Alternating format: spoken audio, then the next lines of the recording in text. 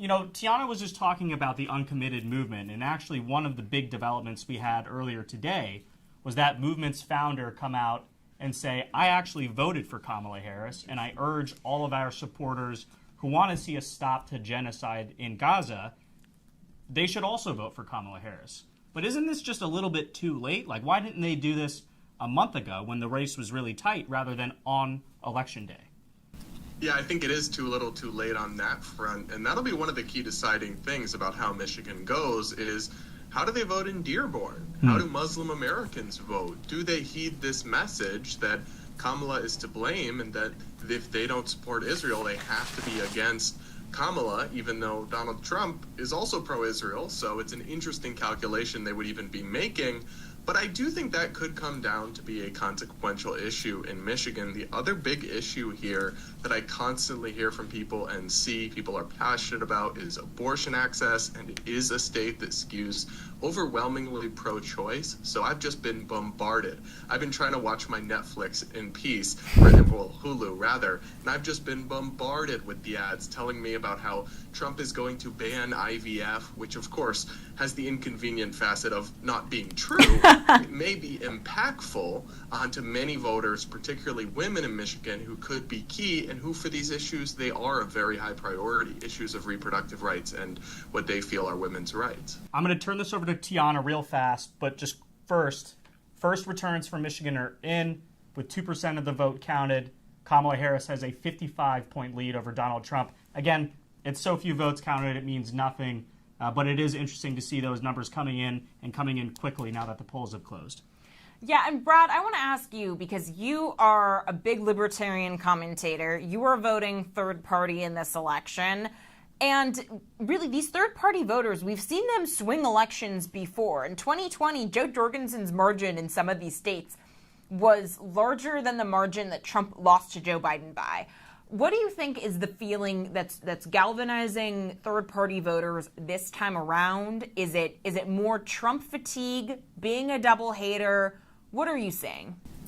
Well, I think a lot of libertarians feel, at least I'm speaking for myself, would naturally be more on the Republican side, but the reason they're not voting has to do with flaws with Trump. Voting for Kamala was never on the table for me. She's just totally out of step with my values and beliefs. Voting for Trump, I guess if you could promise me I'd get the 2016 to 2019 Trump, maybe I would have considered it. But for me, it came down to his increasingly erratic positions and stances on free speech issues, his increasingly extreme nationalist, protectionist economic policies. It's like, I'm supposed to be voting Republican for the good economic policies, and that's increasingly gone astray. So what I'm hoping to do, and what I think many of the people who pulled the lever for Chase Oliver, the Libertarian Party nominee, to do is not to make him win. He's not going to win. He might be lucky to get 2 or 3%. Honestly, I'd guess more like 1%. I'd anticipate him doing far worse than Gary Johnson did, for example, in 2016. But it's more to say that I would bet money that the margin of victory in some of the states, if Trump loses, will be within the margin of libertarian voters. And to me, that's our message to him and to the Republicans, that you are not catering to us. And yet you seem to think that we still owe you our vote every 4 years. We actually don't. And if they lose, I think they'll have to look in the mirror on that one. Yeah, and Brad, you just mentioned Trump's, more protectionist economic policy. Chief among them, his universal tariffs that he's touted. People go back and forth on, especially people in Team Trump, whether or not this is just a diplomatic strategy, a veiled threat, if you will. For instance, to get Mexico to crack down on illegal immigration, to get NATO allies to pay more of their fair share of defense spending. But Trump has really tried to tout this in Michigan as a way of bringing back the auto industry to America. Is that a pitch that any Michigan voters are biting? Do they believe it? Is it working on them?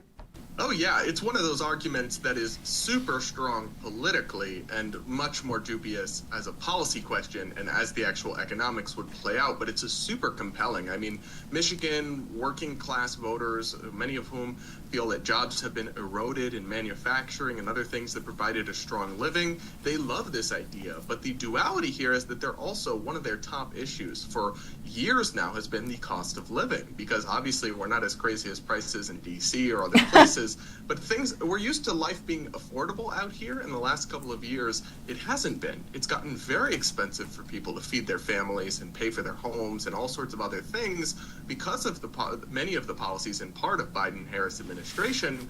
But the idea of adding on huge broad-based tariffs, not narrow tariffs like he did in his first term that were targeted specifically at goods from China, but 10, 15, 20% tariffs on our allies importing all sorts of goods, I mean, that would have the opposite effect. But do most voters understand the nuances of policy at that level? I'm pretty skeptical. So I think what they hear is he's going to bring back jobs. He cares about us. I hear a lot about no taxes on tips. I think that's, again, kind of dubious as an economics question to favor some forms of labor over others in the tax code kind of arbitrarily. But as a political question, it's been a 10 out of 10 success. People really love it. And you know that because Kamala literally copied and pasted it into her campaign.